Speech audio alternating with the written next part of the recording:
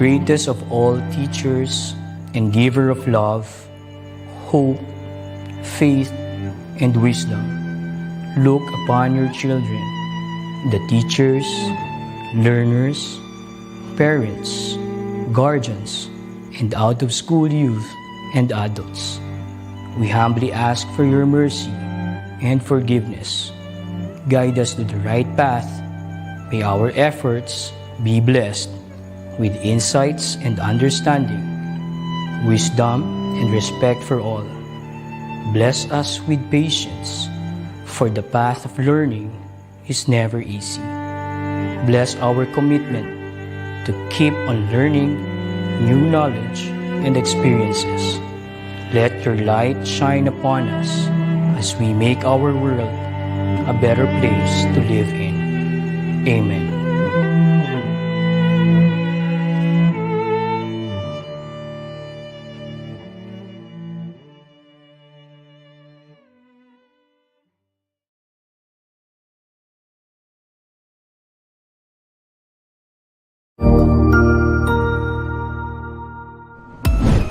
DepEd Vision. We dream of Filipinos who passionately love their country and whose values and competencies enable them to realize their full potential and contribute meaningfully to building the nation. As a learner-centered public institution, the Department of Education continuously improves itself to better serve its stakeholders. DepEd mission: to protect and promote the right of every Filipino to quality, equitable, culture-based, and complete basic education where students learn in a child-friendly, gender-sensitive, safe, and motivating environment. Teachers facilitate learning and constantly nurture every learner. Administrators and staff, as stewards of the institution, ensure an enabling and supportive environment for effective learning to happen. Family, community, and other stakeholders are actively engaged and share responsibility for developing lifelong learners. DepEd core values: maka-Diyos, makatao, makakalikasan, at makabansa.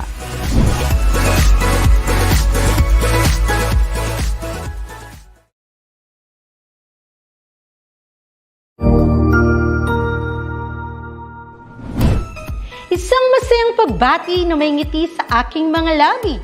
Naghahanap ba kayo ng makakatuwang sa pag-review ng inyong anak? Meron yan sa DepEd. Ang ETUlay online tutorial ay libre at handog ng ating kagawaran sa pangunguna ng OUA ICTS EdTech. Ito ay isang proyektong makatutulong sa mga mag-aaral, katuwang ang mga magulang o kasama sa kani-kanilang tahanan para masagutan at maunawaan ang mga modules. Hangad din ng programang ETUlay ang matulungan ang ating mga guro sa kanilang mga blended learning classes.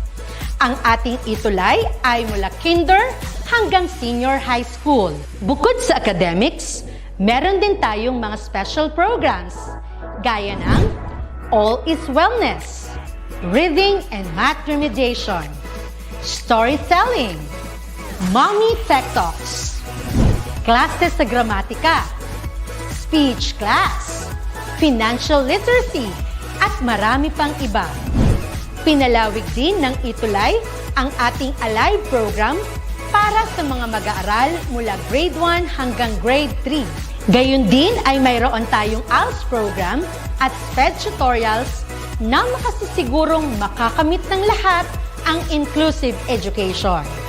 May SPED hotline na rin para sa inyong mga katanungan patungkol sa special education.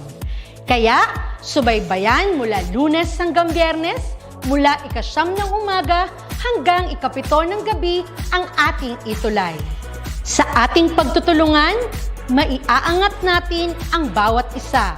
Ating itutulay ang pagkatuto upang di mapigil ang pag-aaral ng kabataang Pilipino. Itulay natin ito, sulong edukalidad.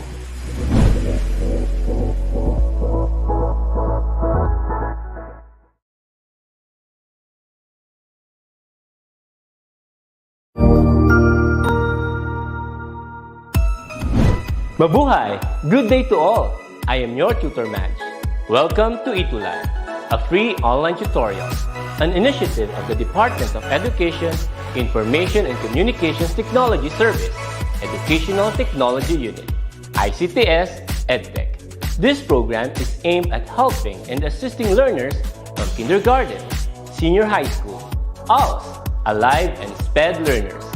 Aside from answering the modules, the ETUlay is offering programs which you will surely look forward to.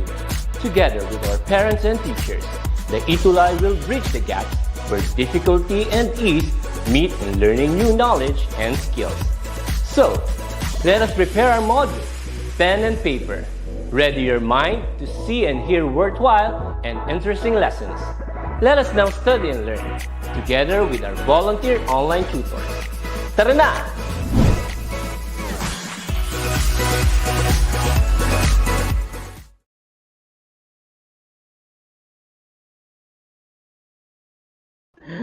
Ayan, nakamute pala ako. So, what's up, quarantines? Nandito na naman ang inyong PE and Health9 tutors para sa panibagong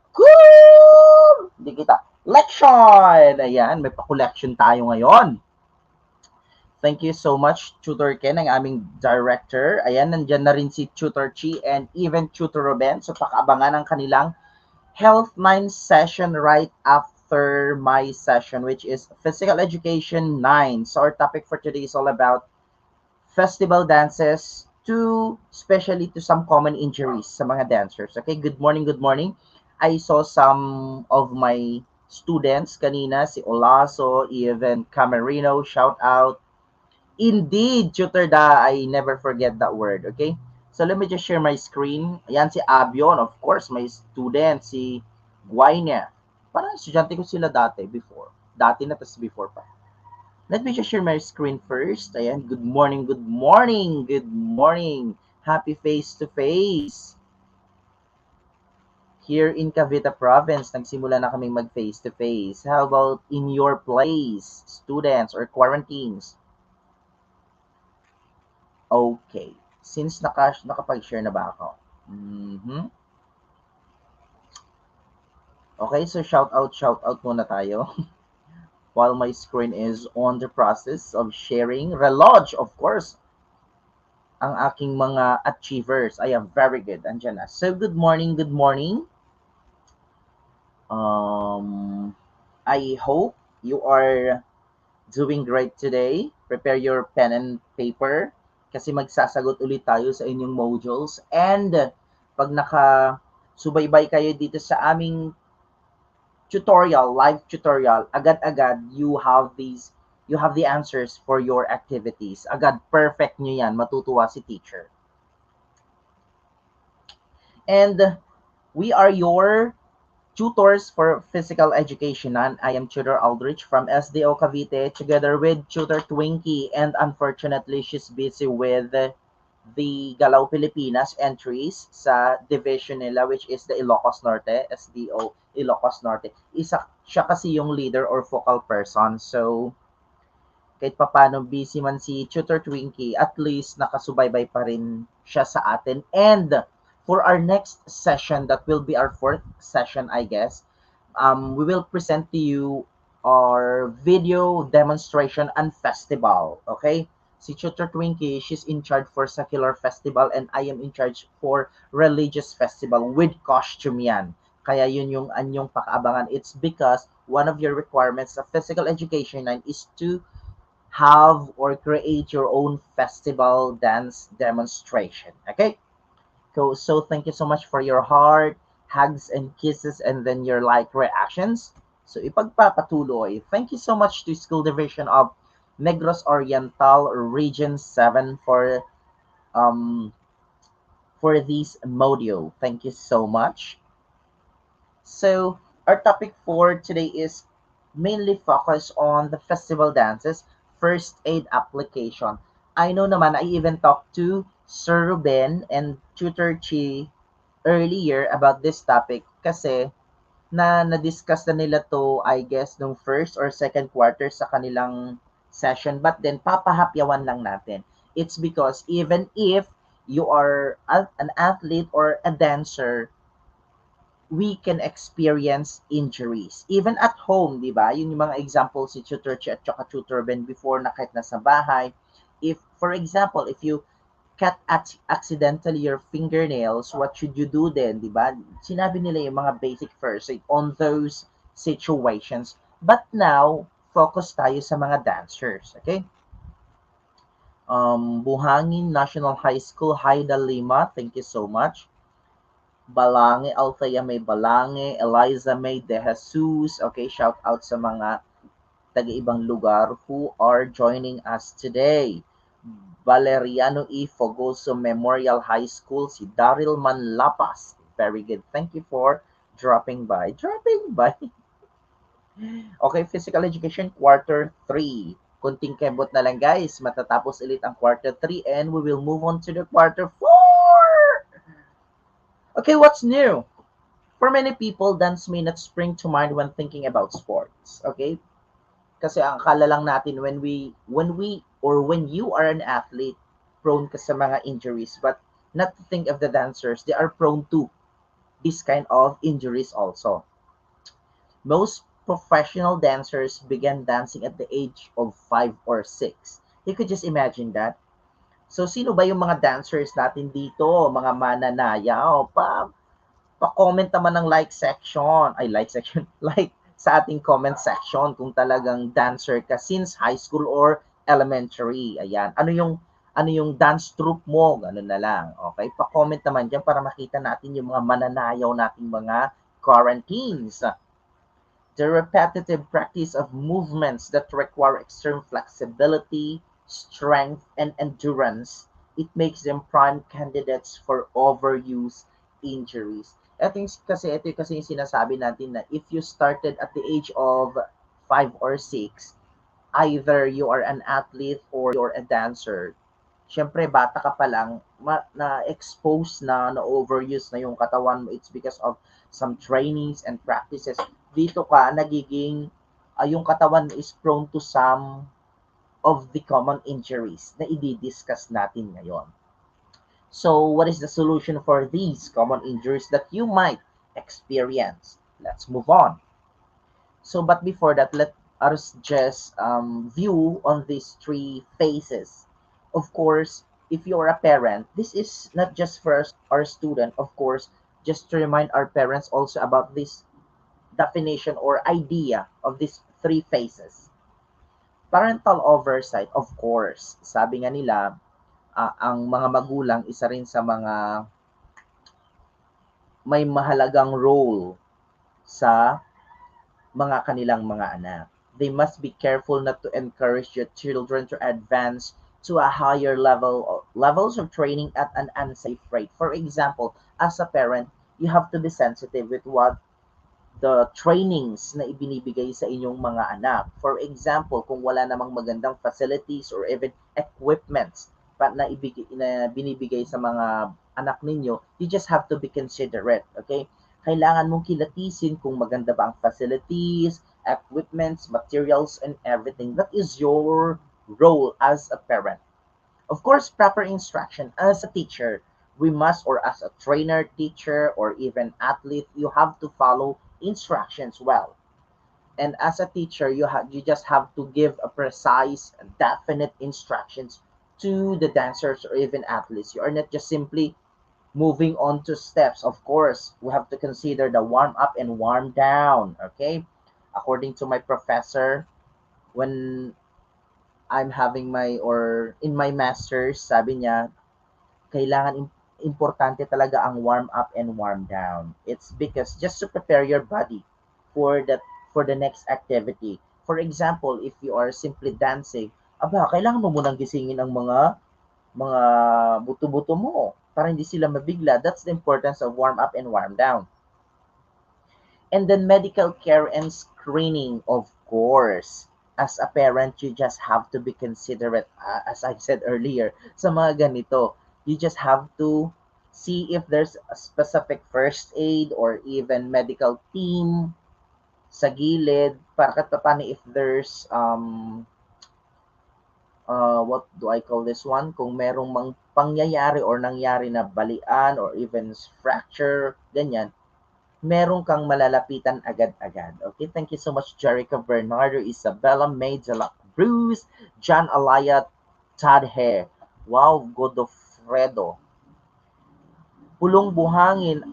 Alam mo, ang taga Pulong Buhangin, napaka-active sa kanila, okay? I'll be reviewing all your comments after this session so that on the recognition day, mabibigyan namin kayo ng credit on supporting and joining our class today. Thank you so much for the 51 quarantines who are here today. Keep on searching, keep on sharing our live sessions, okay?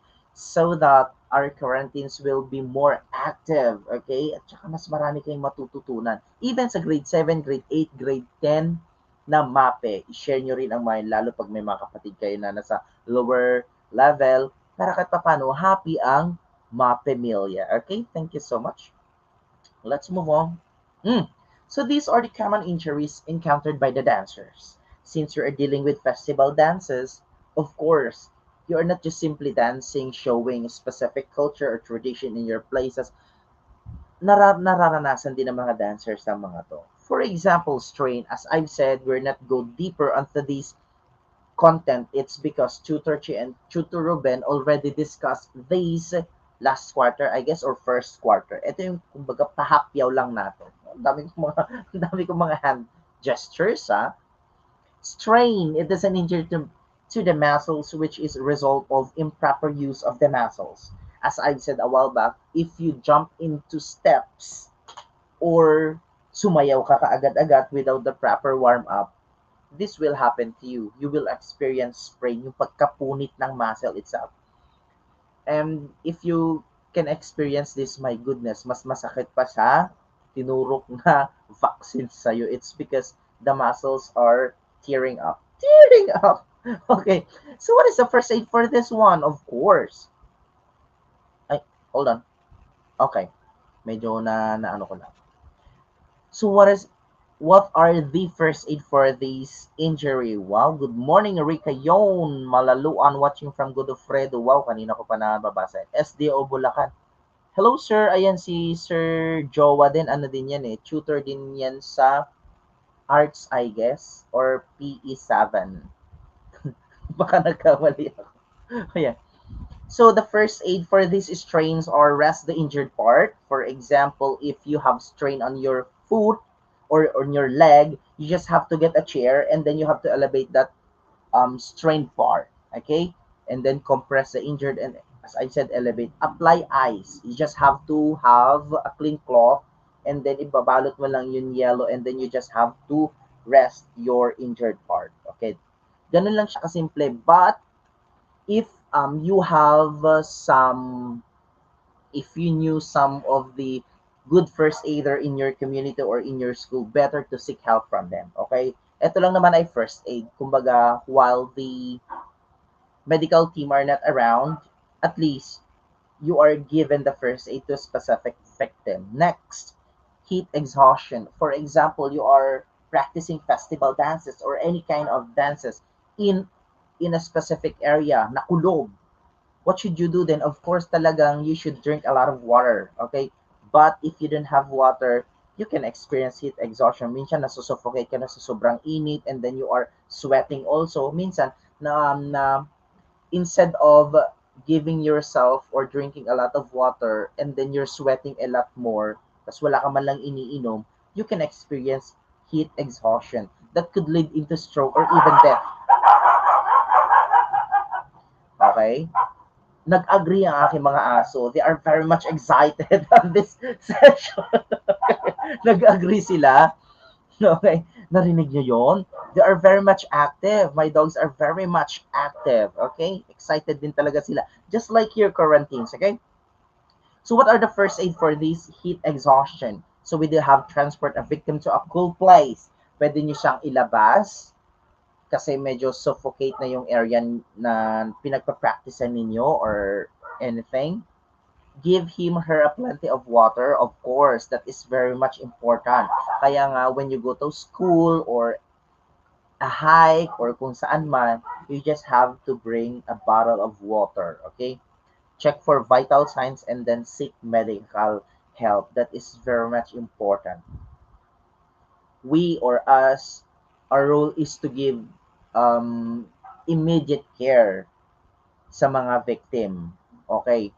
Pero pag meron namang, if the medical team nandyan naman, pwede natin silang ipaubaya. Don't be shy in seeking medical help. Okay? Heat stroke and dislocation.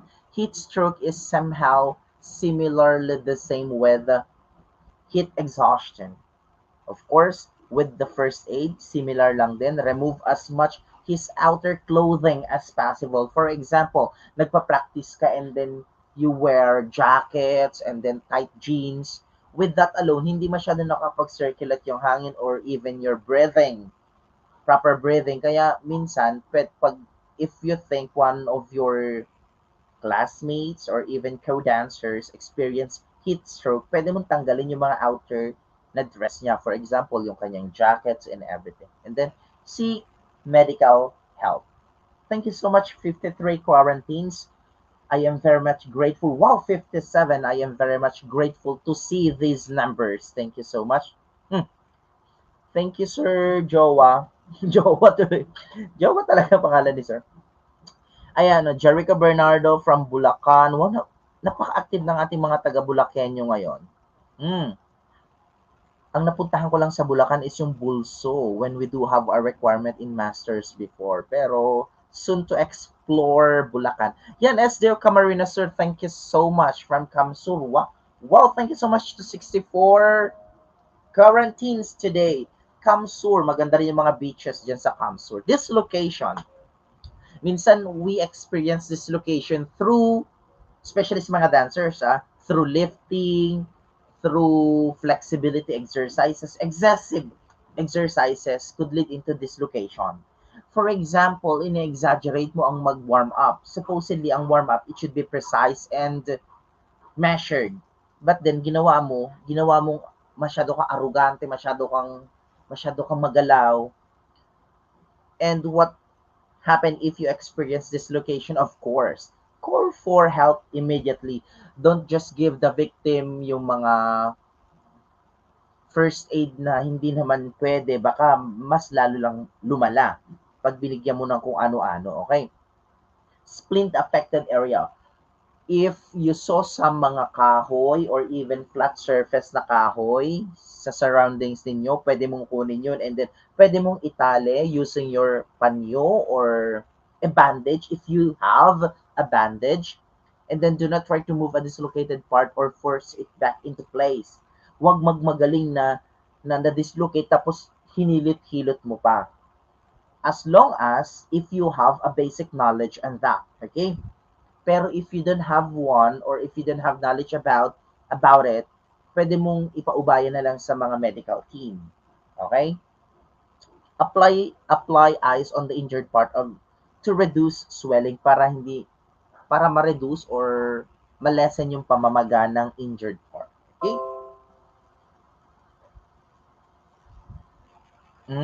Okay. And then the last one would be fracture. Wow. Ito naman talaga, this is somehow one of the severe injuries that an athlete or even dancers might experience. It is a break or crack in a bone. Wow, grabe. Ito yung nabali talaga. Unlike dislocation, na-dislocate lang siya or separation of the two bones, connecting of the two bones. Unlike to fracture, there is a crack already or it can also be break. Oh my goodness. Ang hirap pa naman yun, di ba? Yung nag-break kayo, ay, hindi ba? Hindi pala. Buto lang yon, okay? 919.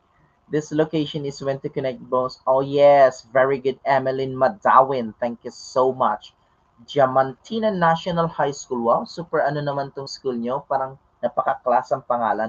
Diamantina, parang diamond. Wow, grade 9 Lychee si Fajardo.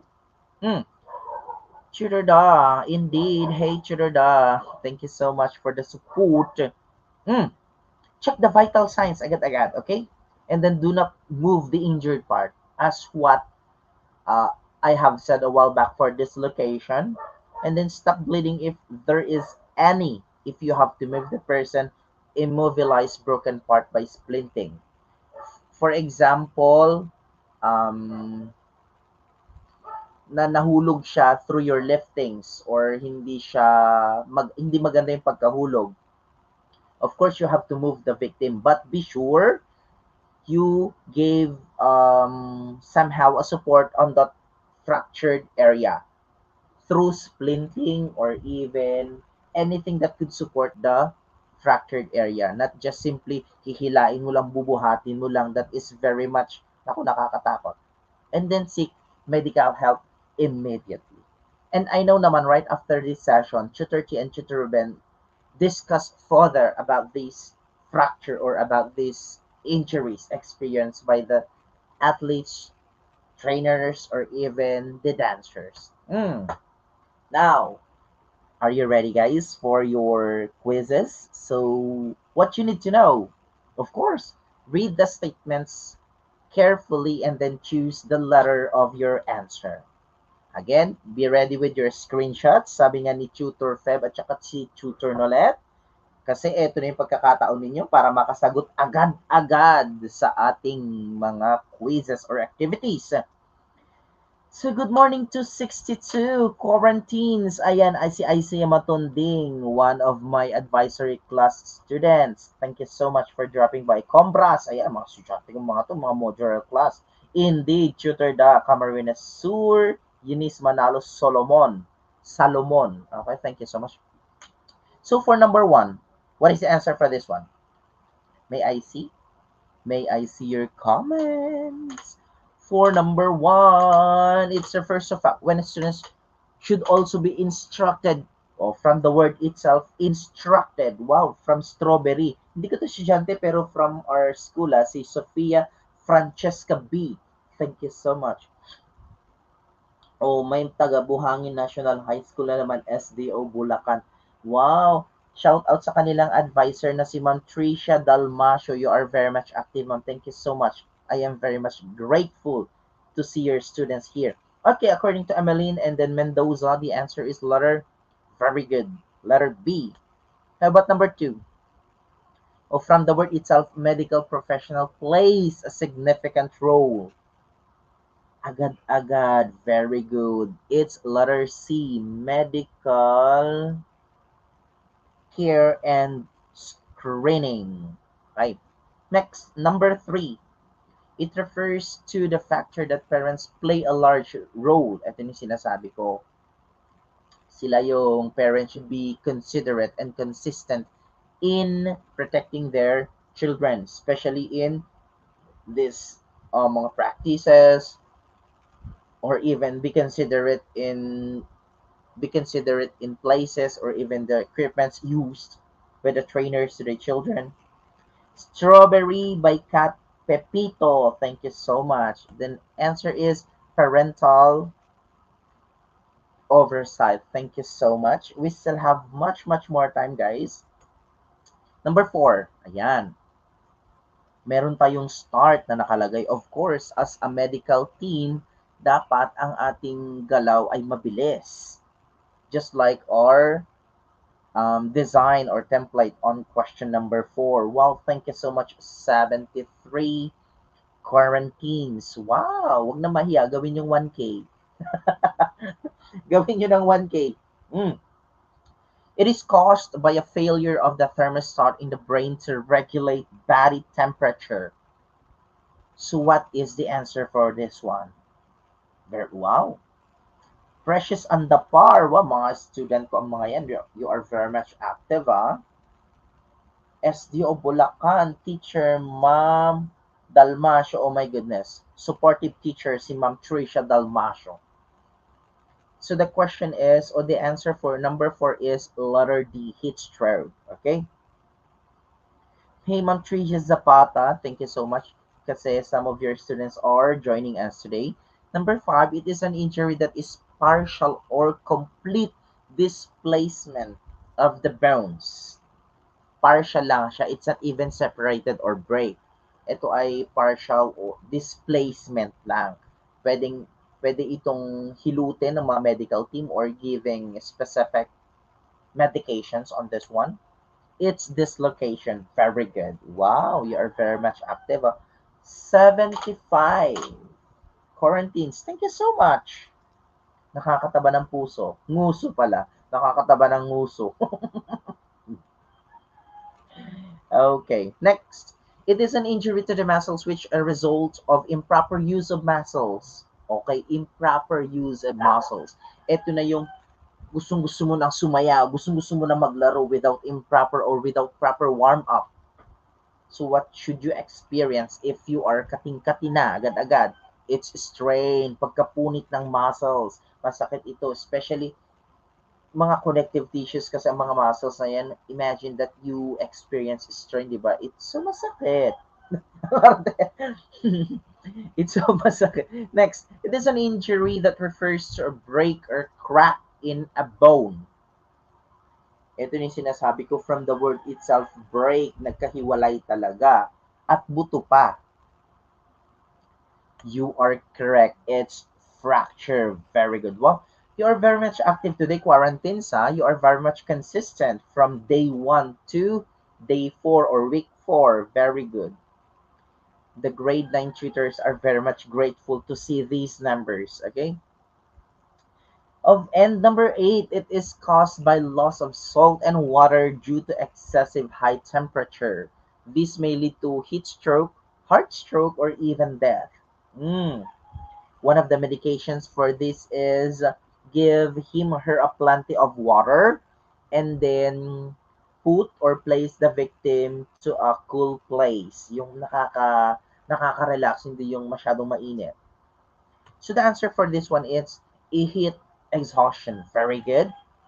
And then number 9, first aid application and this injury. Ano ang injury na to? Specifically, the medications are already given. Very good. It's dislocation. Now, number 10, how about this one? The medications are already given on question number 10. So you just have to choose from these 4 choices which is best for that medication. It's strain. Very good. Camarines Sur. Wow, Camarines Sur at saka Bulacan ngayon ang active na audience natin, mga quarantines natin. Okay. Right through, if the statement is correct, okay, on your module, you will see this kind of quizzes or activities. So you just have to screenshot so that you have baon. If ever mag face-to-face kayo, makakasagot kayo agad-agad. Is it good to give food to an unconscious victim? Is it? Good. Yung wala siyang malay, tapos bibigyan mo pa ng pagkain? Of course, it's false. Next, how about number 2? First aid takes the place when the services of a physician begin. It's a false. While the physician is not around, the first aider took place to give care to the victim. Kaya nga that's the purpose of that. To give immediate care to the victim. Hindi yung kung kailan andyan yung mga medical team, doon ka palang magbibigay ng first aid. That is a no-no, okay? The victim is experiencing shock if his eyes are dilated, yung parang nakadilat na ganun. It's true. And then the right method is used in treating sprains and strains. Yes. Number 4, it's true. True. And then number 5, apply direct pressure to stop severe bleeding of a wound. It's true. Okay? For example, if you accidentally cut your fingernails, what should you do then? You just have to pinch your wound, or it can also be get a clean cloth and then ipipress mo siya. Okay? Just to stop the severe bleeding. Next. How about this one? Okay, to simply get the answer for this one, I will just flash na lang. Okay, false, true, false, true, false. Or you just, di ba may pattern? False, true, false, true, false. That's the answer for this one. Okay, you just have to screenshot. Thank you so much, 74 quarantines. My heart is full of yeah, full of blood. Full of gratitude seeing these numbers of quarantines who are joining us today. Thank you so much. With that, I will give you an excellent reward. Thank you for your support on this quarter. Again, pakaabangan sa next na session natin sa PE9. Tutor Twinkie and I will prepare a dance demonstration on festival dances with costume. Magko-costume talaga kami. That is our pasabog for our PE9 festival dances sa third quarter. Of course, always support our tropang grade 9. Sa music, Tutor Nolet, shout out if you're watching. Also with Tutor Feb. Sa arts naman, very supportive Tutor Da. And among of us, siya yung pinaka-fresh, Tutor Joni. Sa health naman, sunod sa akin ngayon with Tutor Chi and Tutor Ruben. And yours truly sa PE9, I am Tutor A. Kung fresh si Tutor Johnny, mas fresh ako. Joke lang. And then also, I am with Tutor Twinkie. So, please do support also MAPEH 7, MAPEH 8, and then MAPEH 10 kasi lahat naman kami ay we are teaching with our own expertise naman. So, pakisuportahan din lahat ng MAPEH live session or ETUlay sessions dito sa DepEd ETUlay. Thank you for listening, quarantines, at wag aalis dahil andito na si Tutor Ruben and Tutor Chi. Pasok! Tutor Chi! Tutor Ruben! Show yourself! Oh! Asan na ba? Tutor Chi! Tutor Ruben! Asan na sila? Ayan na sila. Yan ang sinasabi ko. Hey! Ay, nako. Nakakatuwa ka palang mag-tutor, Tutor A. Ayan, dyan muna kayo, mga quarantines. Andyan na ang ating mga tutors. See you ulit. Sige, baka sa taas. Ayan. Good morning, everyone.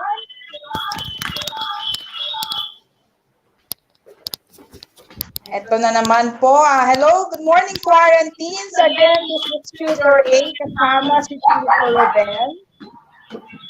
Para po sa ating Health 9, inaabangan natin.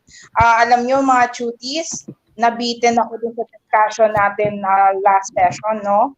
So, ngayong session na to, sisiguraduhin namin na siksik, liglig, at umaapaw ang matututunan ninyo dito sa Health 9. Tama ba, Tutor Ruben? Yes, tamang-tama ka dyan, Tutor Chi. So ngayon, Tutor Chi, itutuloy natin ang ating pag-uusapan sa Health 9 sa Quarter 3, which is yung unintentional injuries, Tutor Chi. So bago yan, Tutor Chi, babasahin ko muna yung objectives natin sa araw na ito. At the end of this lesson, the learners are expected to discuss the characteristics of a good first aider and demonstrate awareness about the principles of first aid. So last time, Tutor Chi, may iniwan tayong katanungan sa ating mga tuties. So ano nga ba yung Tutor Chi? So iniwan natin yung katanungan na, can a grade 9 student be a first aider? So pwede nga bang maging first aider, Tutor Chi, yung mga grade 9 students or kung sino man sa atin? Pwede nga ba?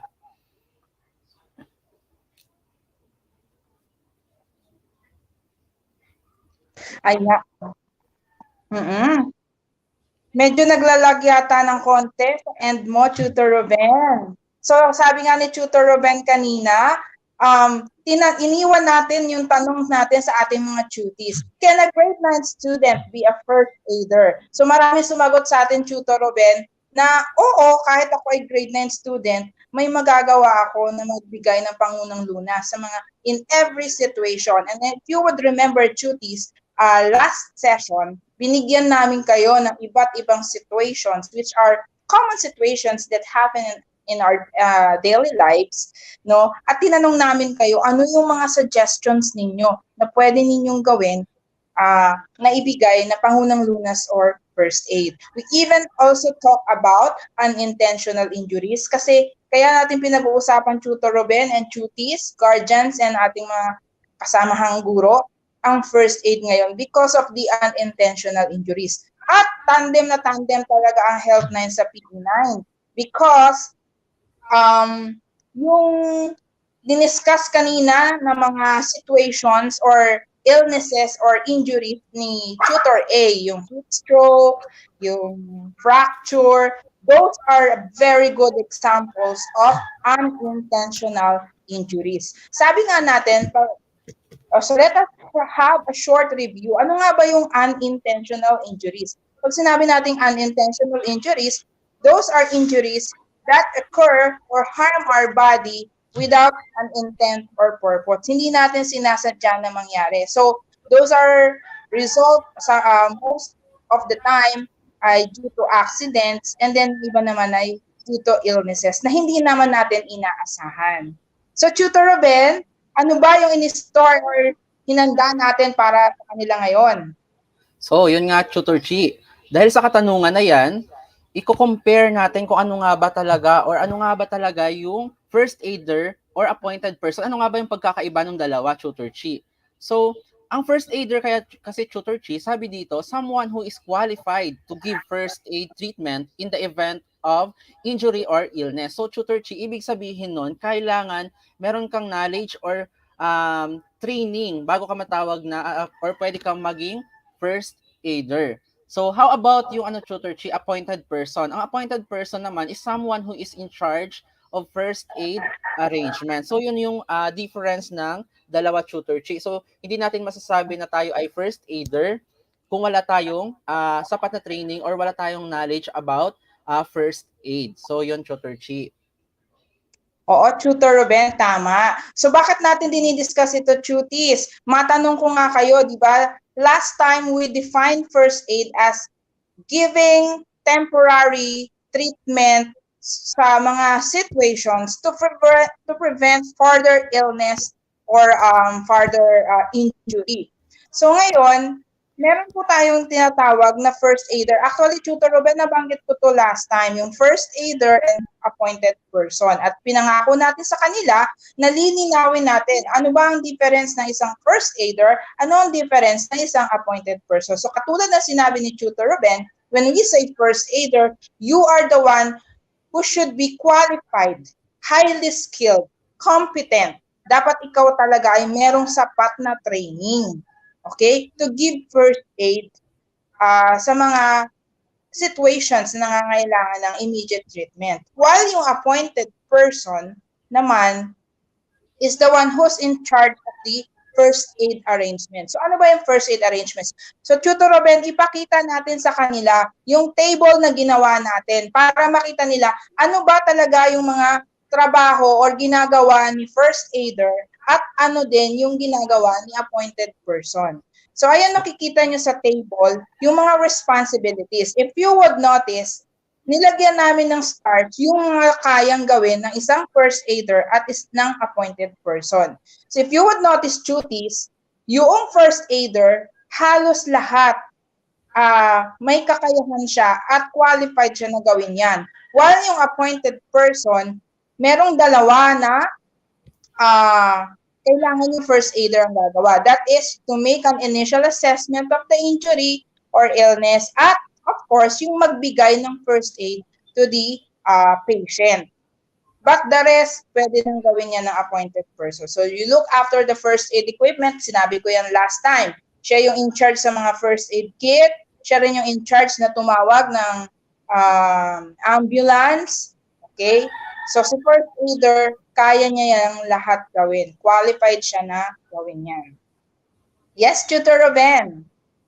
So yun, Tutor Chi. So kung ito is yung mga responsibilities of appointed person and the first aider, meron din tayo mga characteristics of a good first aider. So meron tayong acronym dito na GORTS, which is ang G is gentle. So isa ito sa mga characteristic of a good first aider para hindi tayo makapag-create ng dapat makapag-create ng panic sa ating mga patient and also not to cause so much pain sa ating mga injured patients. So next is, yes, Tutor Chi, observant. Oo, ayan, pagiging observant. Kasi ito ha, paki-take note. Cuties, gumawa na kami ng acronym para mas madali ninyong matandaan. Ano ba ang characteristics ng isang first aider o yung tao na qualified magbigay ng pangunang luna? So, GORTS. Tandaan nyo lang ha, GORTS. So, G stands for gentle. Katulad ng sinabi ni Tutor Ruben, bakit magiging gentle? Para we should not cause further pain doon sa patient. Kasi malamang sa malamang, yung ating patient, kung lalo na kung nag-suffer yung Tutor Ruben ng mga fracture or any injuries from an accident, in pain yan. So, dapat tayo ay gentle lang para hindi tayo magkakos ng further pain doon sa pasyente. And then, O stands for being observant. Pag sinabi nating observant, dapat tinitingnan natin yung environment noong situation kung saan merong na aksidente or merong patient na cause ng further illness. How about yung R? Ano ba yung R? Stands for ano kaya yung R?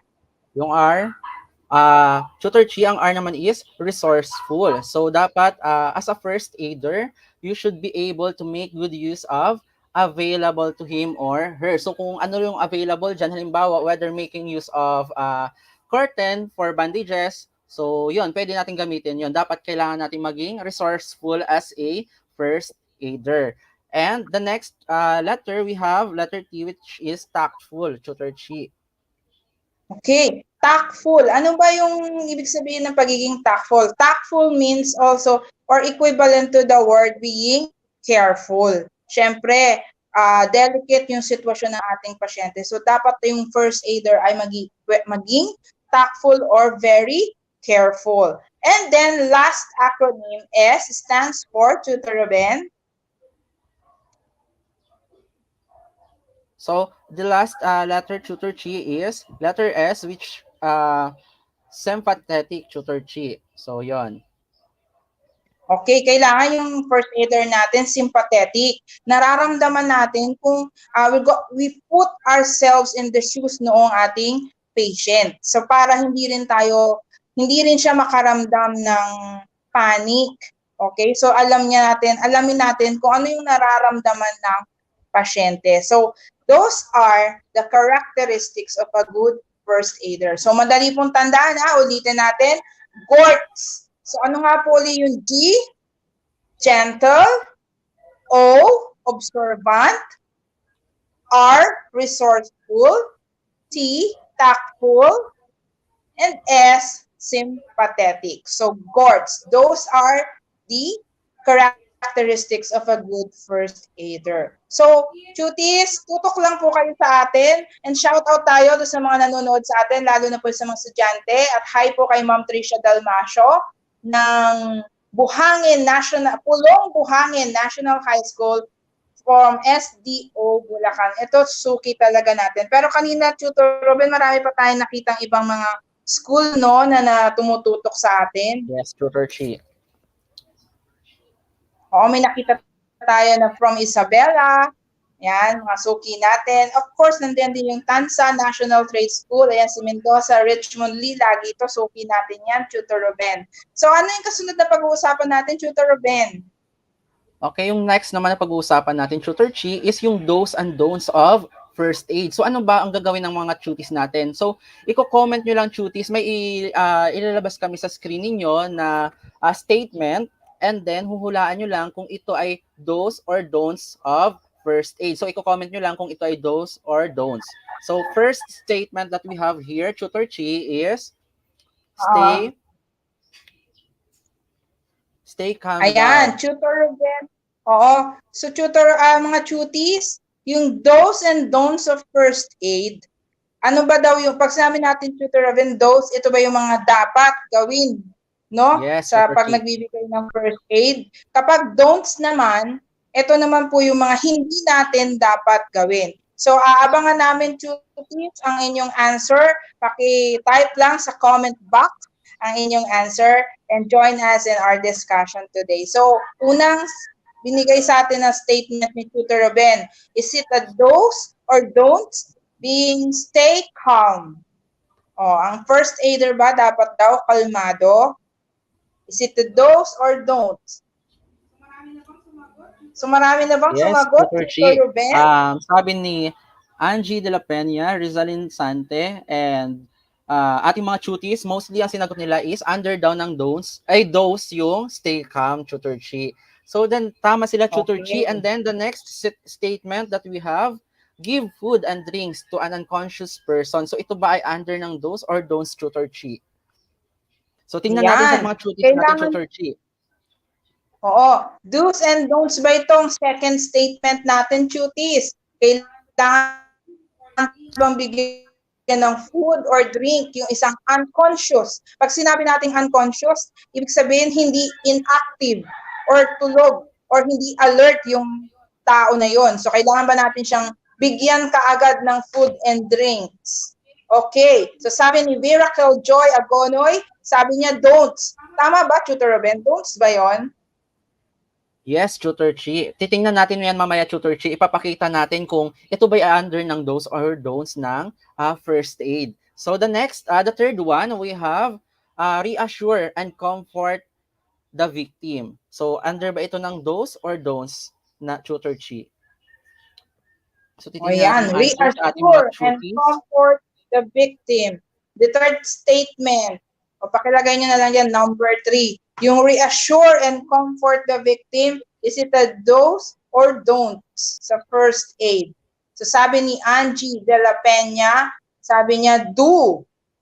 Sige, tingnan natin daw mamaya kasi may hinanda si Tutor Ruben mamaya na table.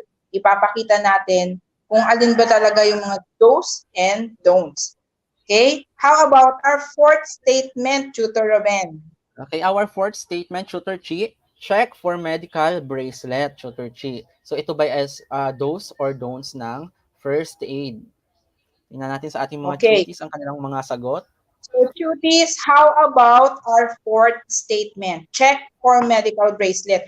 Tutor Ruben, linawin ko lang kung ano yung medical bracelet. Baka mag-wonder yung ating mga cuties. So pag sinabi po nating medical bracelet, parang ito po kasi yung code.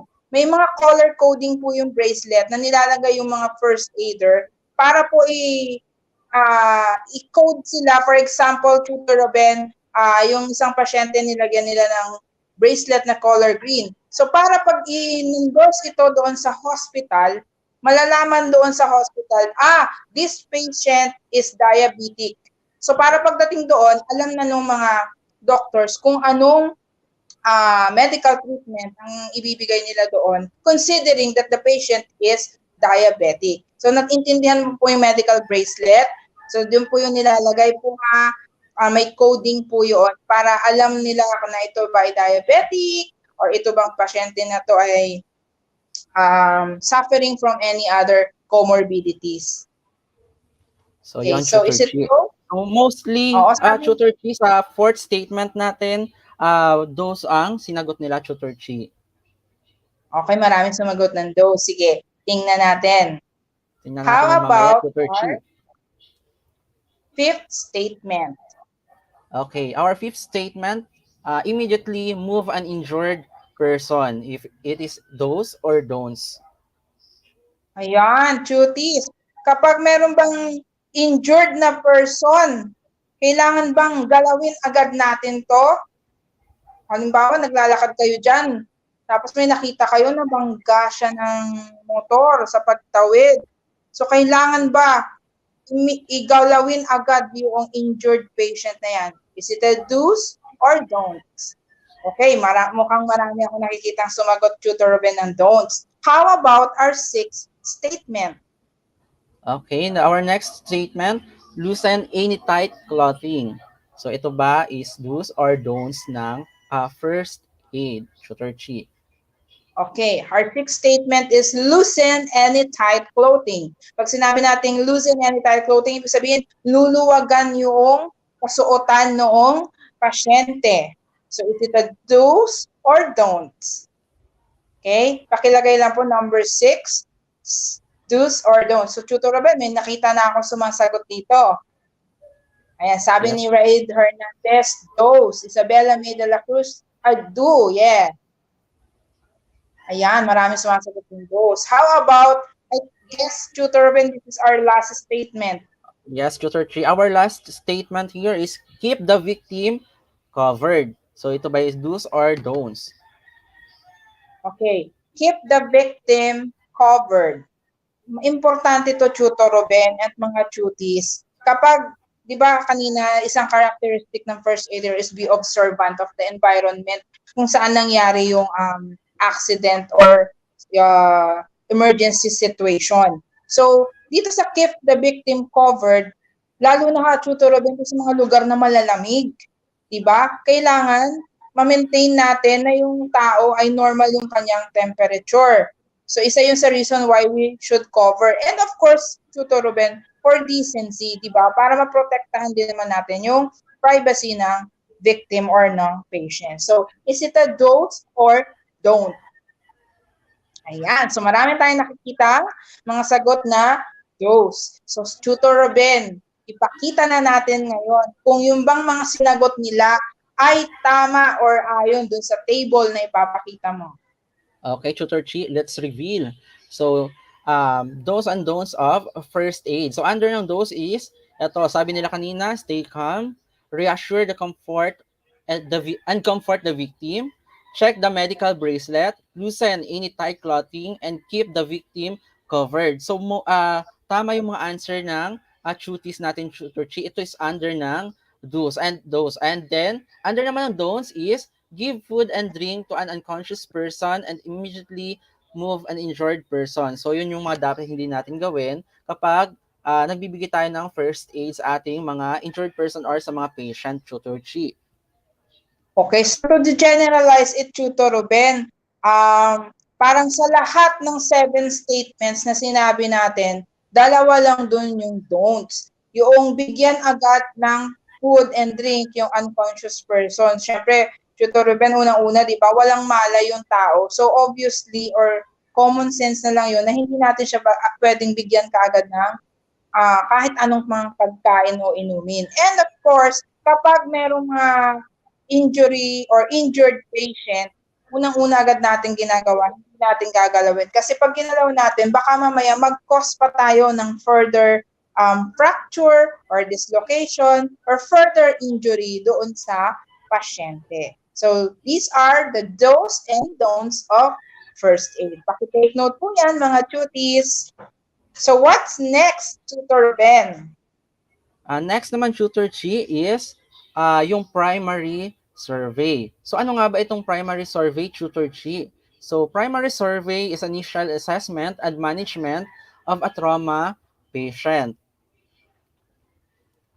Okay, paliwanag muna natin, Tutor Ruben. Kanina, sabi ko nga, we have to be practicing yung characteristics ng pagiging isang first aider. That is, yung pag-GORTS, diba? So, i-apply natin yung GORTS. So, in every situation, emergency situation, meron tayong tinatawag duties na primary survey or sa iba, tatawagin tong primary assessment. Siyempre, kapag may primary, meron ding secondary survey or secondary assessment.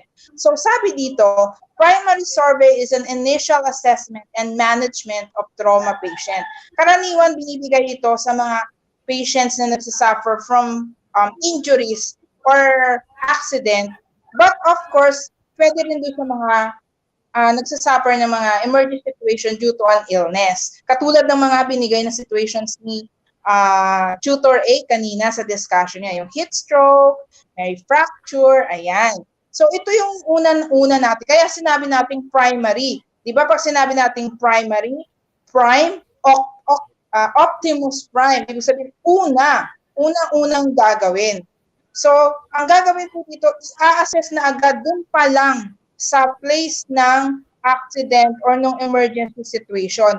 Kailangang ma-assess na kung ano yung needs, ano yung kailangang ibigay dun sa pasyente para pag in-endorse na siya doon kung dinala siya sa saan mang hospital at in-endorse siya sa mga clinicians or yung mga doctors, alam na kung anong management ang gagawin. So, Yung unang ginagawang assessment or survey doon sa situation ng accident, we call it primary survey.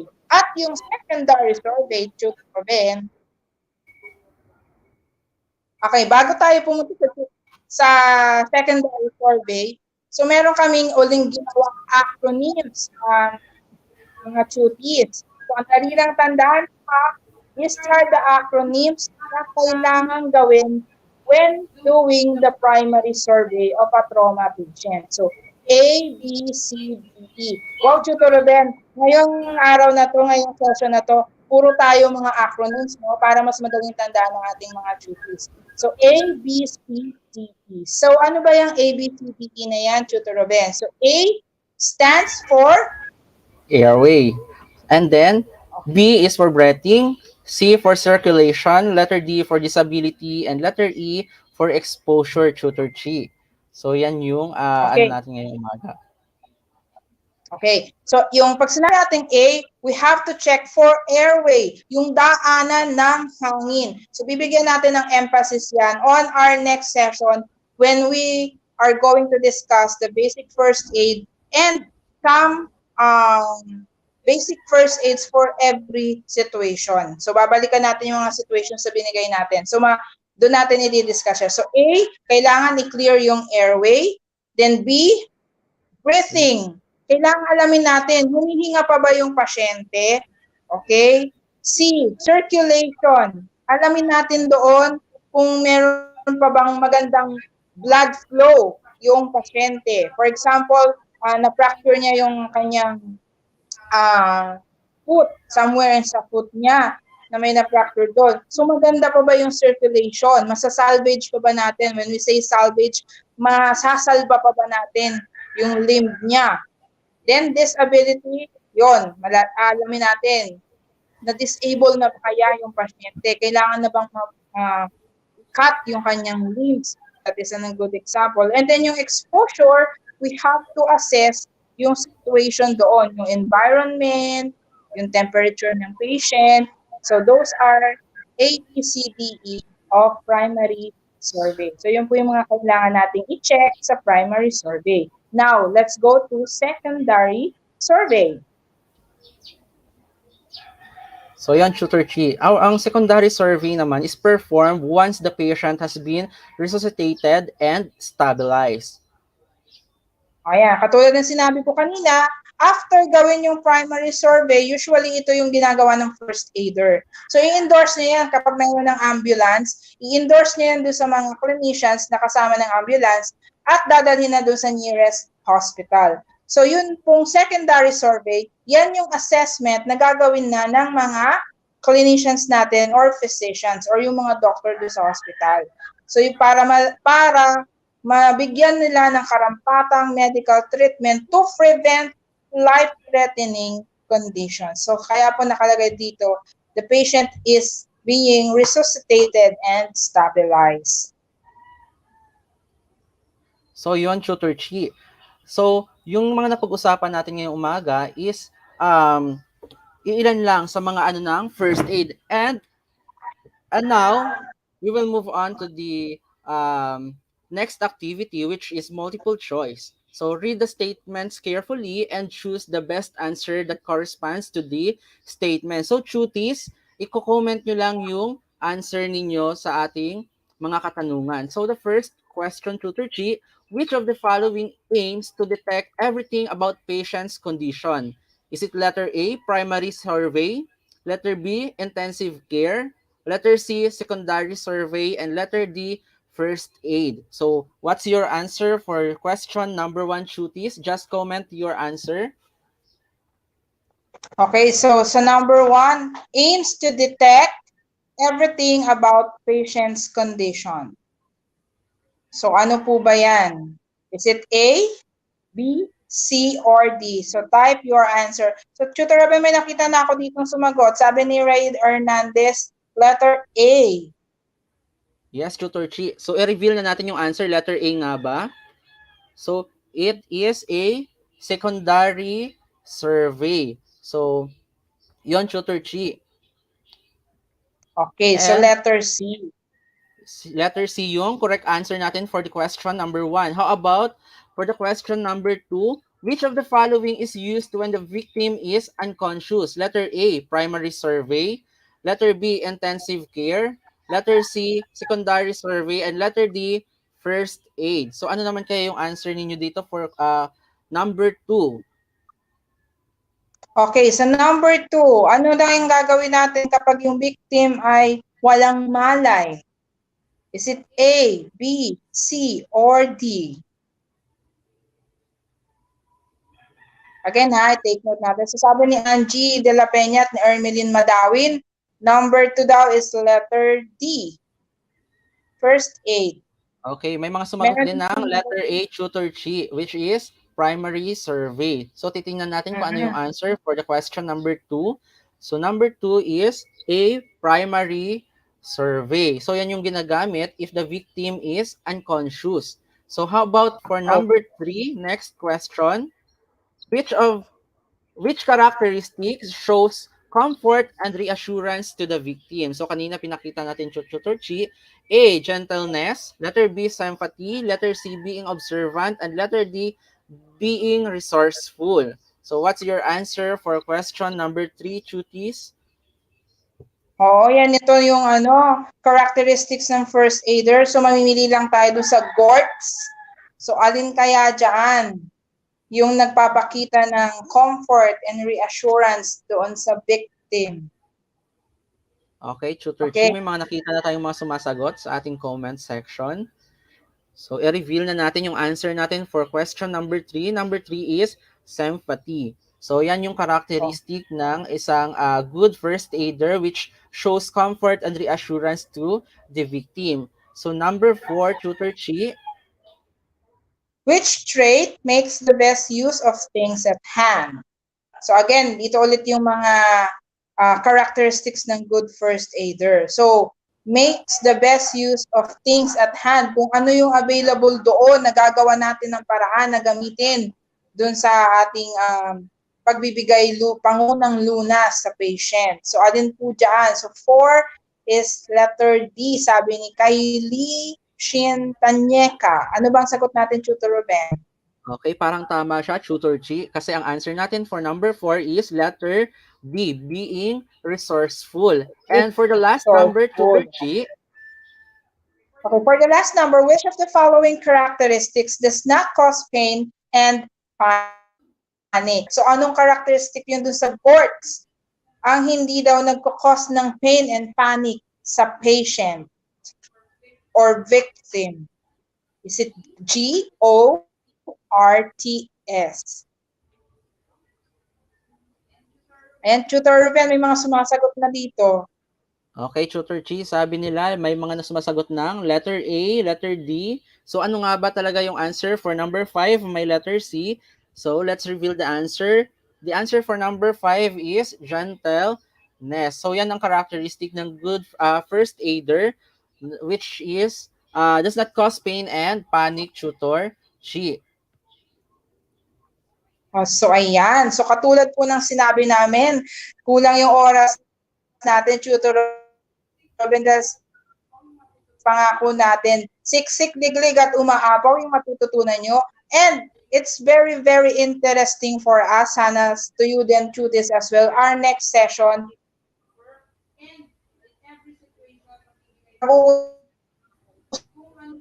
usapan na natin, the vision natin when you encounter burns, fracture, and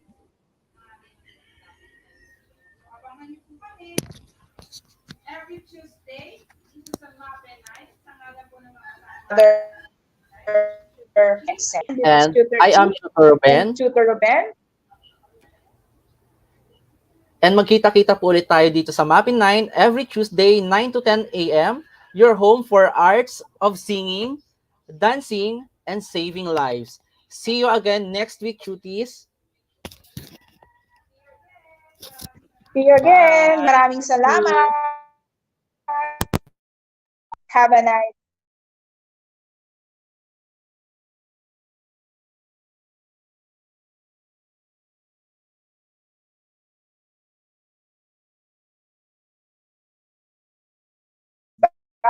Bye!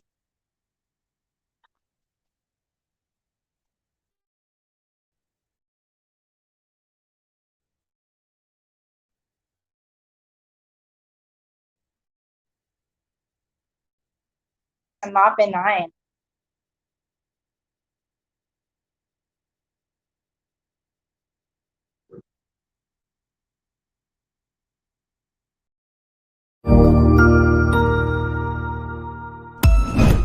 Ang husay naman! Natapos mo ang iyong tutorial session kasama ang iyong mahusay na ETUlay tutor. May bago ka bang natutuhan? I-share na yan gamit ang hashtag ETUlay Level Up. Huwag aalis ha, dahil may susunod pang programa na pwede mo ring panoorin at salihan.